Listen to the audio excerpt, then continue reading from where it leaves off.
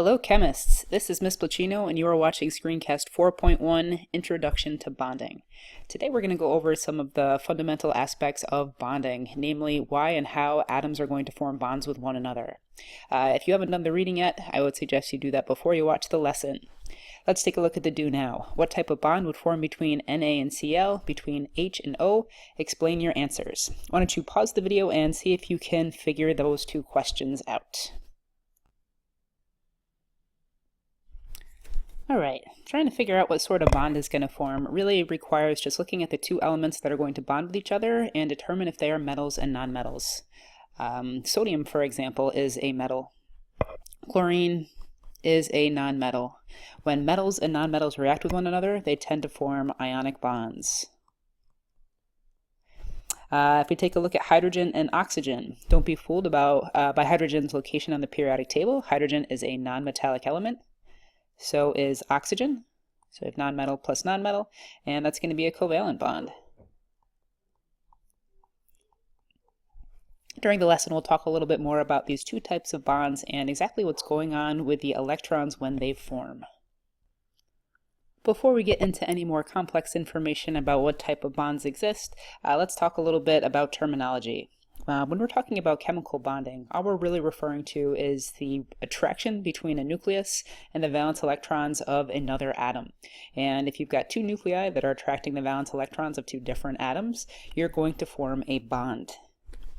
So for example, you've got this nucleus, the atom on the left, and it is attracting one of the valence electrons from the other atom. So it looks like they're being shared in between these two nuclei, these two atoms. At the same time, this nucleus over here on the right is attracting the valence electron, or one of the valence electrons, from the atom that's over on the left. So we've got a pair of electrons being shared, and that is going to form our bond.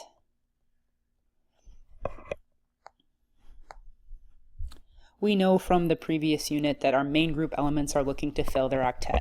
And again, when we say main group, we're talking about the S block and the P block. So that's groups 1, 2, and then 13 through 18. When we're talking about bonding, just like with the periodic table unit, we tend to ignore the D block, our transition elements, and the rare earths, the F block elements, and we really just focus on groups, again, 1, 2, 13 through 18. So hopefully you remember this term, octet. That's talking about a total of 8 electrons in the valence shell. And you remember that having 8 electrons in your valence shell makes you very stable. And once an atom is stable, it tends to release energy, and it doesn't really react from that point. So these main group elements are able to fill their octet by either sharing or transferring electrons. And again, depending on what type of elements are reacting, they might choose to share or they might choose to transfer. We've mentioned this already, but full octets are stable and lower in energy. And this is always a good thing. A lot of times trying to lower the overall energy of a system or of the atoms involved is really a driving force behind different chemical reactions. So when you think about it in terms of the Bohr model, we know the outermost shell, we're trying to get to 8 electrons. And the inner shell is always going to have the 2.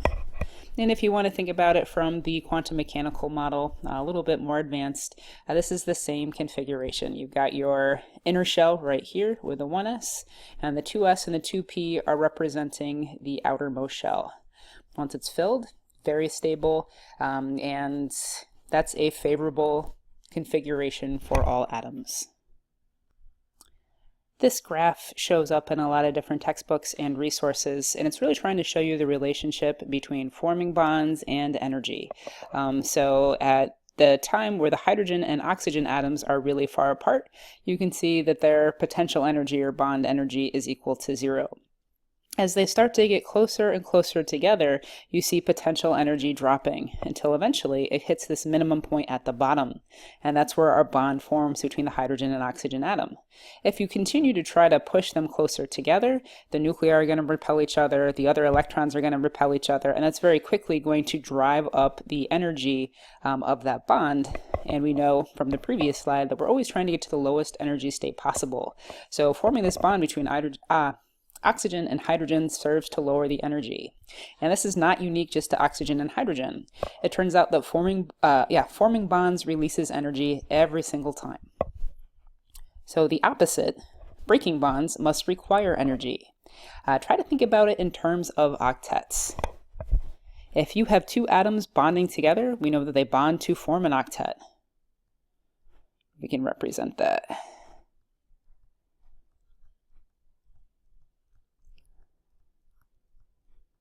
And I'm just going to show the valence shell. I'm going to ignore that inner shell. Originally, these two atoms each had 7 valence electrons. Now they're sharing a pair of electrons, and that gives us a full octet. That's going to cause energy to drop. Once you try to break that bond, you basically have to undo the octet, and you're going to turn it back into 2 different atoms that have a total of 7 valence electrons. If you think back to the periodic table unit, we know that atoms that have 7 electrons in their valence shell are halogens. Halogens are extraordinarily reactive, as they are desperately searching for that extra electron to complete their octet. So again, forming bonds always releases energy, and breaking bonds always requires energy. You have to put energy in to split the atoms apart, and when you put them together, because we've achieved an octet, energy is released. There are 2 major types of bonds that we're going to talk about this unit. There are covalent bonds. And in a covalent bond, electrons are shared between atoms. You can think sharing is cooperative, and you've got the CO in covalent, so maybe that'll help you remember it. This is very similar to the pictures we were drawing on the previous page. We've got electrons shared in between 2 different atoms. This usually happens when 2 nonmetals get together. So nonmetal plus, oops, that's a little difficult to read. Let's clean that up. Nonmetal plus nonmetal. You can imagine that sharing electrons makes it a lot easier to complete their octets. Nonmetals usually have like 6 or 7 valence electrons in their outermost shell, so trying to either take them away from one atom or try to gain them as the other atom is just very unlikely to happen. So it's easiest for them to achieve their octet simply by sharing the electrons. On the other hand, we've got ionic bonds. You see that word ion built right into the word, and that's because electrons are transferred from one atom to another. And you know, if you have a neutral atom and you take away an electron, all of a sudden that's going to form a positively charged ion. And if another neutral atom gains that electron, it's going to form an anion, or a negatively charged ion. As a result, the positive ion and the negative ion are going to be electrostatically attracted together to each other, and that's what keeps the compound together. Ionic bonds tend to form between metals and nonmetals. The metal is always going to lose its electrons. Think about your periodic trends. Metals have very low first ionization energies, and your nonmetal is going to gain the electrons. That's maybe a little bit easier to think in terms of octets. Nonmetal wants to complete its octet by gaining. I want to finish up today with Lewis dot diagrams.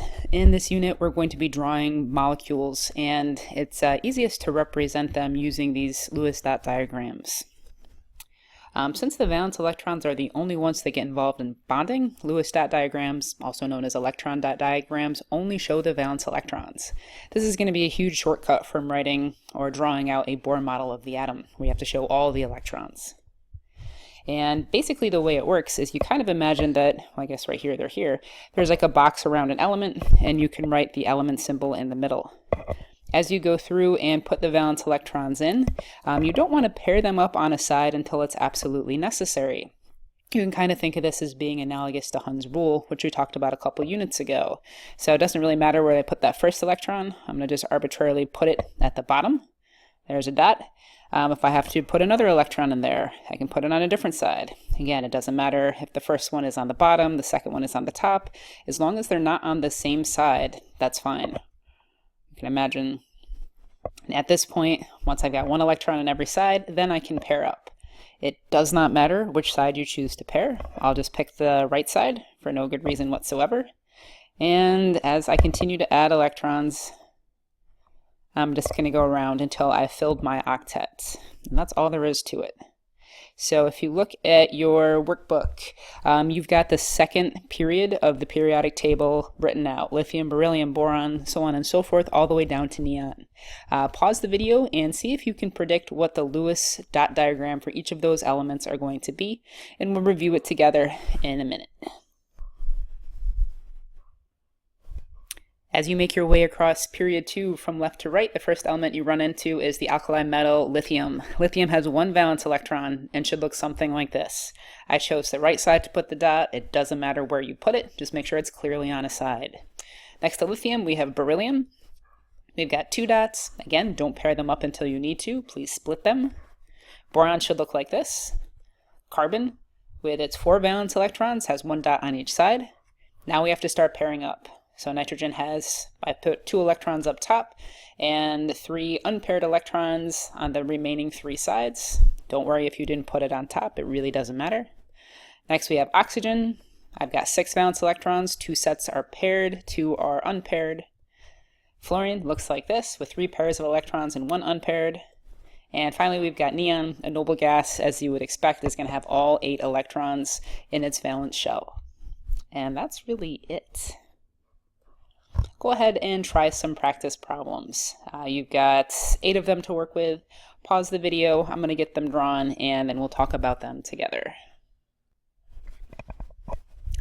Alright, so I've got most of them drawn out for you. And so magnesium, 2 valence electrons, make sure they're not on the same side. Bromine, halogen, 7 valence electrons, every side should be paired up except 1.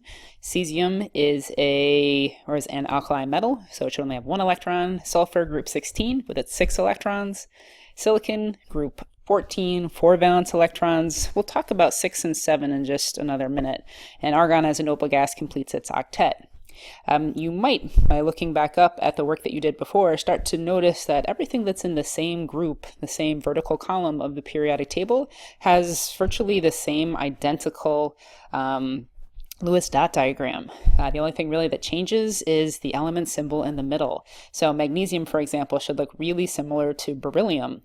Bromine should look a lot like fluorine. Argon and neon should look the same, again, with just the symbol changing in the middle. For number 6, think about it. We've got sodium as an atom, which starts off like that. When sodium becomes an Na plus ion, it loses that electron, and it becomes a positively charged cation. Some students think that you need to put all 8 of the electrons in there. You actually don't want to do that. I know that we go from 2, 8, 1 down to 2-8. So people will say, oh wait, now that is the valence shell. We're going to keep it as still the same original valence shell, which is now empty. So technically we should see no electrons hanging out around sodium. So let me get them out of there. That's the correct Lewis structure for the sodium ion, Na+. If we take a look at the oxide ion, O2-, we know that oxygen as an atom has 6 valence electrons. We're going to give it 2 more.